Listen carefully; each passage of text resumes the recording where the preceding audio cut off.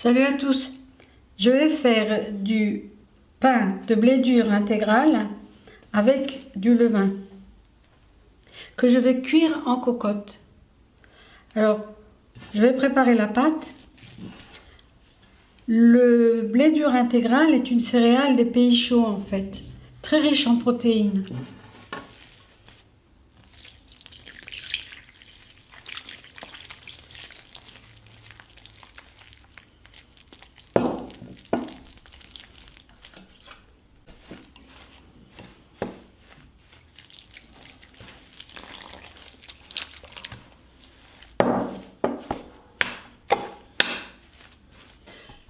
Je ne vais pas travailler longtemps la pâte. C'est le levain qui va travailler pour moi en fait.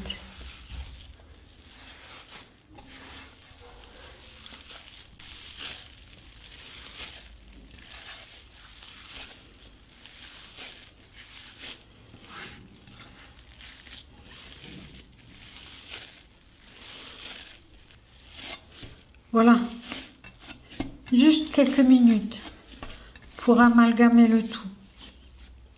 Et puis, je vais laisser reposer le tout toute une nuit au chaud.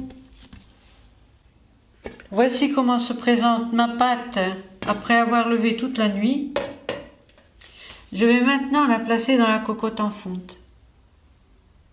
Pourquoi je vais utiliser une cocotte en fonte pour cuire mon pain?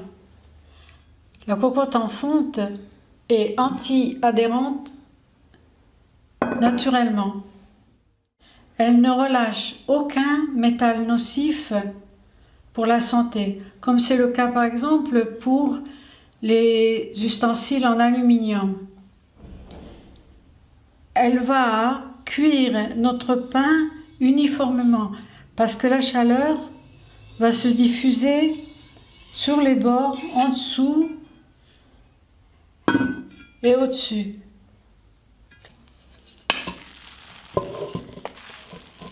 Je cherche à faire glisser la pâte.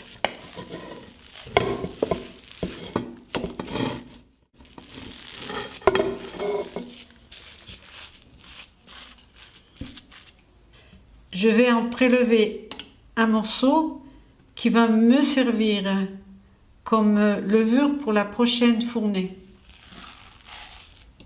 À peu près comme ceci.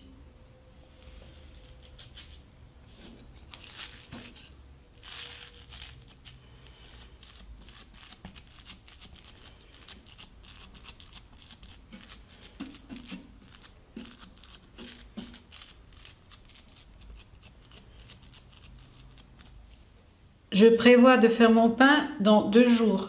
Donc je prends soin d'ajouter un peu de farine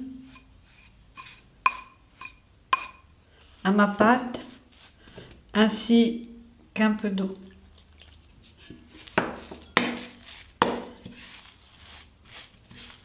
Et laisser fermenter le tout pour faire mon prochain pain. Cette opération est nécessaire pour ne pas avoir un pain trop acide. Je couvre le tout. Et voilà. J'ai bien sûr huilé légèrement ma cocotte avant d'y déposer la pâte. Je vais couvrir et mettre dans le four, dans la partie la plus basse, à température environ de 170 degrés et laisser cuire environ 1 heure. Aux 3/4 de la cuisson, je vais retourner le pain. Voici comment il se présente.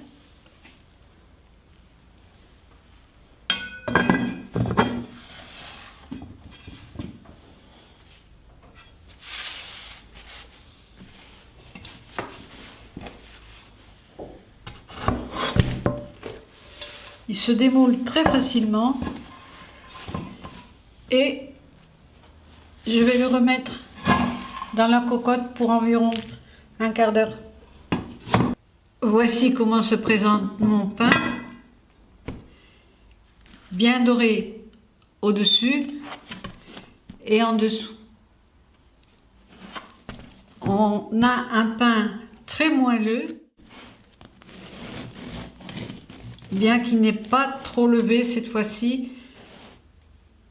En été, il peut gonfler jusqu'à 5 cm en plus.